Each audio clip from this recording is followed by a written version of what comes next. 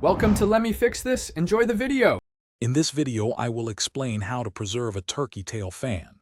First, carefully remove the tail fan from the turkey, ensuring you get as much of the base bone as possible.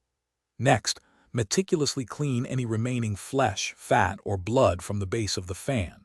This step is crucial for preventing spoilage and ensuring a clean mount.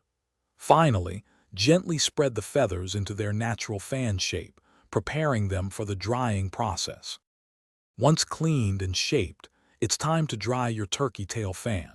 Secure the fan to a flat piece of cardboard or wood using pushpins or staples to maintain its spread. Liberally apply a layer of borax or non-iodized salt to the entire fleshy base of the fan. This acts as a desiccant, drawing out moisture and preventing decay. Let it dry in a cool, dry place for at least 3 to 4 weeks. After the drying period, carefully remove the borax or salt from the base of the fan.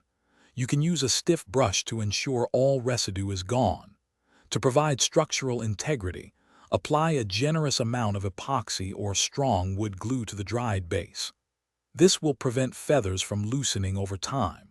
Finally, attach your preserved turkey tail fan to a display plaque or a piece of wood for a lasting trophy.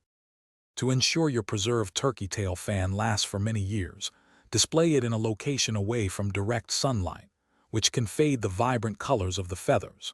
Periodically, gently dust the feathers with a soft brush or a feather duster to keep it looking its best. For an effortless way to keep your home clean, check out the Shark AI Ultra Robot Vacuum.